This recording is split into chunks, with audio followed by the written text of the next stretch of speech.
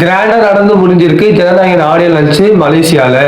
Jananayagan movie editor அவரோட ஸ்பீச்ல சம்பவம் பண்றவன பார்த்திருக்க, அதுல ரெக்கார்ட் பண்றவன பார்த்திருக்கியா, அதுதான் தளபதி அப்படிங்கிற டைலாக் படத்துல இருக்கு.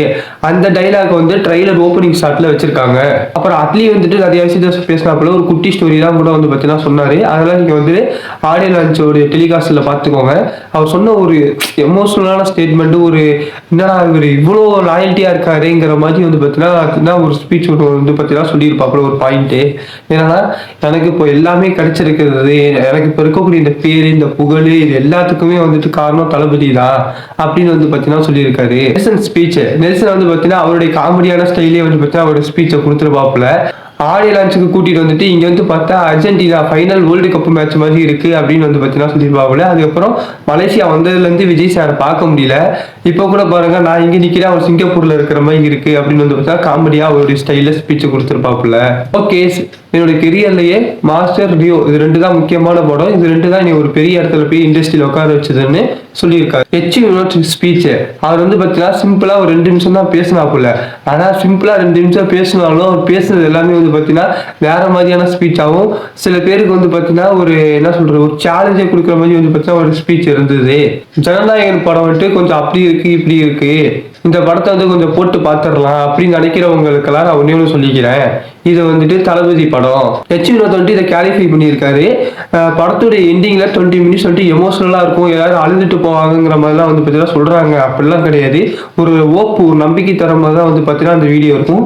தளபதிக்கு இந்த எண்டே கிடையாது, த பிகினிங் அப்படின்னு வந்து பார்த்தீங்கன்னா அவர் ஸ்பீச்சை முடிச்சிருக்காரு. ஃபைனலி நம்ம அண்ணன் விஜய் ஸ்பீச், அவர் வந்து பார்த்தீங்கன்னா எந்த அளவுக்கு நம்ம எமோஷனல் ஆகி அழுதுடக்கூடாதுன்னு வந்து பார்த்தீங்கன்னா நினச்சி கண்ட்ரோல் பண்ணி தான் வந்து பார்த்தீங்கன்னா பேசியிருக்காரு. அவரை பார்த்தாலே தெரியும் அந்த ஈவெண்ட்ல ஒரு 2-3 இடத்துல வந்து பார்த்தீங்கன்னா அவரோட கண்ணெல்லாம் கலங்கும். ஆனால் அவர் முடிஞ்ச அளவுக்கு அவர் வந்து பார்த்தீங்கன்னா கண்ட்ரோல் பண்ணிக்கிட்டு அவர் வந்து பார்த்தீங்கன்னா இருந்தாரு.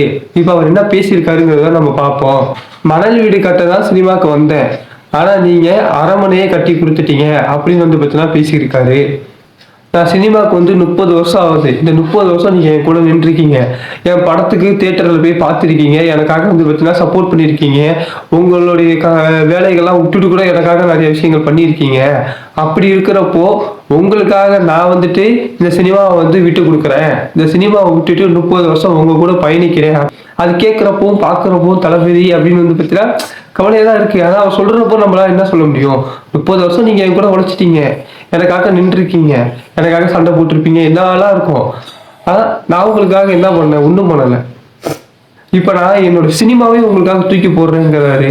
அப்புறமா விஜய் வந்துட்டு அனிருத்தை பத்தி பேசுறப்போ எம்எஸ்டி நான் வந்து அவருக்கு ஒரு புது பேர் வைக்கிறேன்னு வந்து பார்த்தீங்கன்னா சொல்லுவாரு. அந்த எம்எஸ்டிங்கிற அந்த ஃபுல் ஃபார்ம் வந்துட்டு மியூசிக் டிபார்ட்மெண்டல் ஸ்டோரி. அவர்கிட்ட போனோம்னா நிறைய பாட்டு இருக்கும், அதை வந்து பார்த்தீங்கன்னா நம்ம எடுத்துக்கலாம், எல்லாமே வந்து பார்த்தீங்கன்னா ஹிட் ஆகும் அப்படின்னு வந்து பார்த்தீங்கன்னா சொல்லியிருக்காரு. படத்துக்கு அனிருத்துடைய ரேஞ்ச் வந்துட்டு இன்க்ரீஸ் ஆகிட்டே இருக்கு அப்படின்னு வந்து பார்த்தீங்கன்னா பேசியிருக்காரு. அப்புறம் விஜய் 2 பாட்டு பாடினாரு. ஒன்று வந்து பார்த்தீங்கன்னா பிகில் இருந்து நெஞ்சுக்குள்ள குடியிருக்குங்கிற அந்த பாட்டு பாடினாரு. அப்புறம் 2வது இந்த ஜனநாயகன தளபதி கச்சேரி, அந்த 2 பாட்டு வந்து பார்த்தீங்கன்னா பாடினாரு. அப்புறம் வந்து பார்த்தீங்கன்னா சர்ப்ரைஸா வந்து பார்த்தீங்கன்னா டான்ஸ் ஆடினாரு.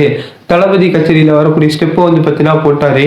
அவர் வந்து பார்த்தீங்கன்னா நமக்காக வந்திருக்கக்கூடிய இந்த மக்களுக்கு நம்ம வந்துட்டு இதான் லாஸ்ட் ஆடியோ லான்ச், ஒரு லாஸ்ட் டைம் ஆடியோ லான்ச், இதுக்கப்புறம் நம்ம வந்து சினிமா நடிக்க போறதில்ல, ஆடியோ லான்ச் எதுவும் நடத்த போறதில்லைன்னு சொல்லிட்டு வந்து பார்த்தீங்கன்னா அவரால் முடிஞ்சது எல்லாத்தையுமே பண்ணிட்டாரு. பாட்டு பாடிட்டாரு, டான்ஸ் ஆடிட்டாரு, நிறைய ஸ்பீச் வந்து பார்த்தீங்கன்னா மோட்டிவேட்டாகவும் தான் வந்து பார்த்தீங்கன்னா கொடுத்துருக்காரு. நான் வந்து ஒரு 2 பாயிண்ட் மட்டும் தான் சொல்லியிருக்கேன், ஏன்னா அப்போதான் உங்களுக்கும் வந்து பார்த்தீங்கன்னா டிவியில பார்க்கறதுக்கு கொஞ்சம் நல்லா இருக்குங்கிறதுக்காக. உங்களுக்கு இந்த வீடியோ பிடிச்சிருந்துச்சுன்னா லைக் பண்ணுங்க, சப்ஸ்கிரைப் பண்ணுங்க. பாய்.